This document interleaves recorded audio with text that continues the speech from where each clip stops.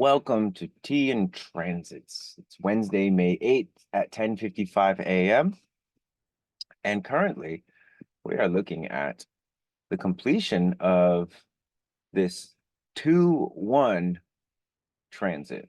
So here on Neutrino platform, I have the sun and the earth turned on because that's all I really want to look at right now. And then I also have transits only turned on.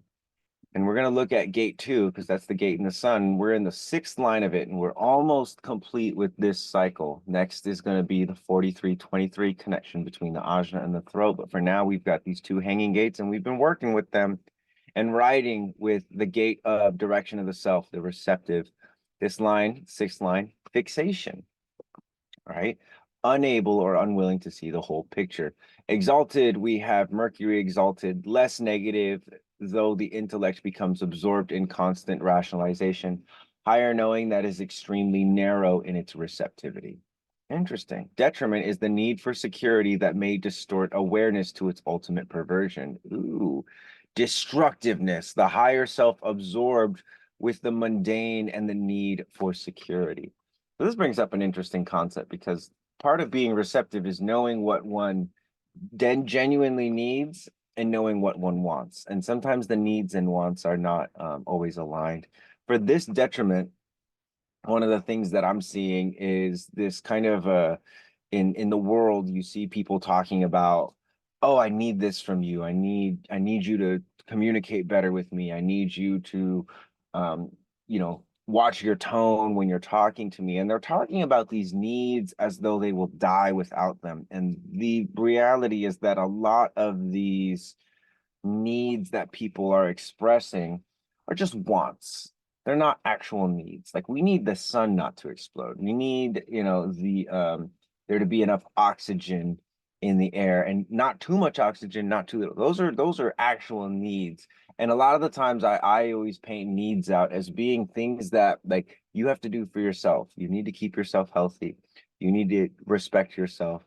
You need to honor your standards and your boundaries with people. Otherwise, no one is going to honor those things. And so this ultimate distortion, this ultimate perversion of destructiveness is when the higher self really is absorbed with the needs of the lower self, because security is a need of the lower self, right? And not that one is above the other in any type of value system, but in order for the higher self to be able to express the exaltation, to be able to fixate on something and see a direction, because again, this too is about being receptive to the direction of the higher self, the direction of your own identity. And with this too being active, especially the 6th line makes it clear, the director has an image in their mind, and they're not going to allow the actors or the people taking part in the creation to sway the direction, because then that would be a poor director. Like, you could imagine if a director set out to make a sci-fi film, and because of the actors who were on set or the film crew, the director changed his vision to now making a romantic comedy. Well, it's like the vision was lost, the direction was lost. And so this is really this fixation, right? It's this narrow higher knowing, but it's not necessarily focused on the needs and security, right? Which is how you say, again, lower self type stuff, taking care of yourself, security, all of that stuff really in a way has to be managed properly, or at least proper root pressure has to be devoted towards managing the lower self and meeting your own needs before you can actually start to operate in higher realms and higher dimensions. A lot of people will use their own lower realm needs, right? I need to feel safe. I need to feel nourished. And they'll project that onto other people, as opposed to, I need to feel nourished. Okay, I'm going to nourish myself. I need to feel safe. Okay, I'm going to regulate my nervous system. I need to feel nourished. You need to nourish me. I need to feel safe. You need to make me feel safe, which we don't do that here. I mean, everyone does that here, but I don't like when people do that. I don't want to be around those types of people.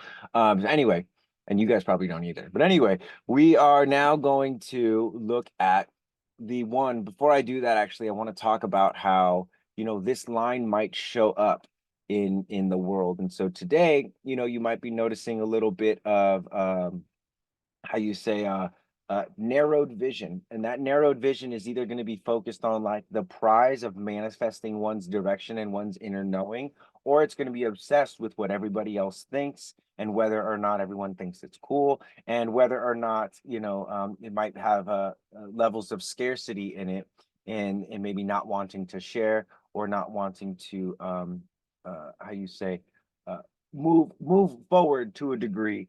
um Out of this kind of like perversion and destructiveness in which the higher self is absorbed with again those basic needs and not actually able to channel higher knowing. It's just like the higher self as a scapegoat in a way.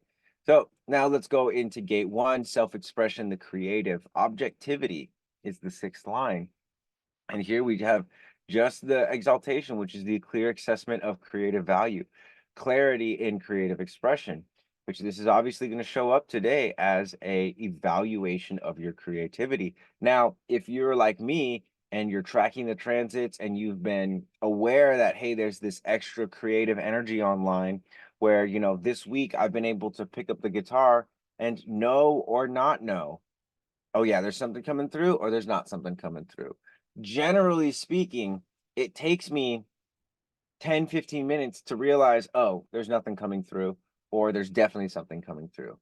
This week, it's been like 2 or 3 minutes.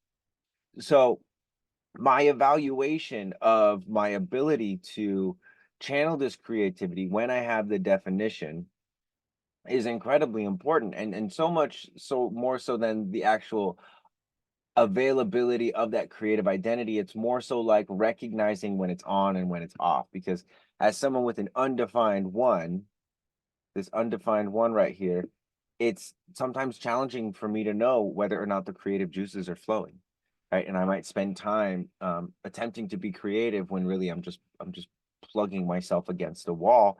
And this week it's been very clear as to when I'm plugging myself against the wall and when I actually have something to bring through. And naturally, the transit after this is going to be one where the 8 and the 14 are online. If you guys can look over at the chart here, the 8 and the 14 are online. These are the pairing gates to the current transit right now. And so in a way, what's happening, right, is an opportunity for us to experience the conditioning effects of the transit 2 and the transit 1, to experience or get a glimpse of our own relationship with the creative and the receptive. And then this structuring piece comes through, which this is going to be, this next week is a really good time to like really brainstorm your ideas. And if you're structuring anything, this is the time to really use that structuring, because there's going to be extra energy in this gate, this channel of structuring. And then when we move into this next transit right here, this is where some of your creations and some of your directions are really going to start to take life. Same thing with everyone else. Then what do we have after that? And then we've got charisma, which is going to enliven those creations, your creative and your direct and your receptive, even more. So we've got a really powerful week coming up, guys. And this tracking the trends, this is something that can help you. Ideally, it's best to use the transits in a way of helping you observe the variations in the fields at large and the variations in other beings, so that you're less surprised by them, but ultimately so that you can just use your strategy and authority, just like we've been doing this whole time, using the transits as a sort of leverage to, if you're a generator, coming back to the gut, coming back to the sacral. If you're emotional authority, coming back to the emotions. How am I dealing with my emotions? Does the creative energy, does the receptive energy make me emotional? If you're a projector, come back to the invitations, come back to the recognition, come back to the gifts and the area of expertise that you're here to guide people in, et cetera, et cetera, et cetera. Come back to strategy and authority as often as you can, because again, that's the key by which we are able to access the rest of our body graph. And this transit stuff is going to help with that, if you recognize it's not like, oh, we're using this to predict the future and what's going to happen. It's we're using this to how you say, prepare ourselves so that when something happens, we're able to, again, lean on our strategy and authority. So with that being said, thank you guys so much. That will conclude T in Transits for today. We'll see you tomorrow for the next transmission.